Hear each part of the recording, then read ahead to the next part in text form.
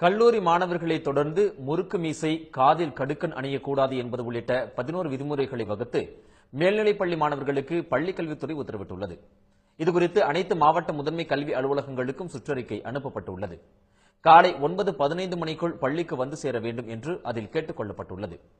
Low hip, tight fit பேண்ட்கள் அணிந்து வர அனுமதி இல்லை என்று குறிப்பிடப்பட்டுள்ளது. அரைக்கை சட்டை மட்டுமே அணிய வேண்டும் என்றும், சட்டையை இறுக்கமாக அணியக்கூடாது என்றும் அறிவுறுத்தப்பட்டுள்ளது. மாணவர்கள் அணியும் சட்டை டக்கின் செய்யும் போது வெளியில் வராத வகையில் இருக்க வேண்டும் என்றும் தெரிவிக்கப்பட்டுள்ளது. சீரற்ற முறையில் இன் பண்ணக்கூடாது என்றும், கருப்பு கலர் சிறிய பக்கிள் கொண்ட பெல்ட் மட்டுமே அணிய வேண்டும் என்றும் கேட்டுக் கொள்ளப்பட்டுள்ளது. கை கால்களில் நகங்களையும் தலைமுடி சரியான முறையிலும் வெட்டப்பட வேண்டும் என்றும் அறிவுறுத்தப்பட்டுள்ளது. மேல் உதட்டை தாண்டாதவாறு மீசை இருப்பது அவசியம். முறுக்கு மீசை வைத்திருந்தால் கடும் நடவடிக்கை பாயும். கைகளில் ரப்பர் பேண்ட், கயிறு, கம்மல், கடுக்கன், செயின் போன்றவற்றை அணிந்து வரக்கூடாது என்றும் தெரிவிக்கப்பட்டுள்ளது. பெற்றோர் கையொப்பத்துடன் வகுப்பாசிரியர் அனுமதி பெற்றுதான் விடுமுறை எடுக்க வேண்டும் என்றும் கேட்டுக் கொள்ளப்பட்டுள்ளது.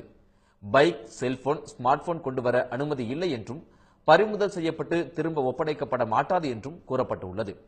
பிறந்த நாள் என்றாலும் மாணவர்கள் சீருடையில்தான் பள்ளிக்கு வர வேண்டும் என்றும் பள்ளிக்கல்வித்துறை உத்தரவிட்டுள்ளது.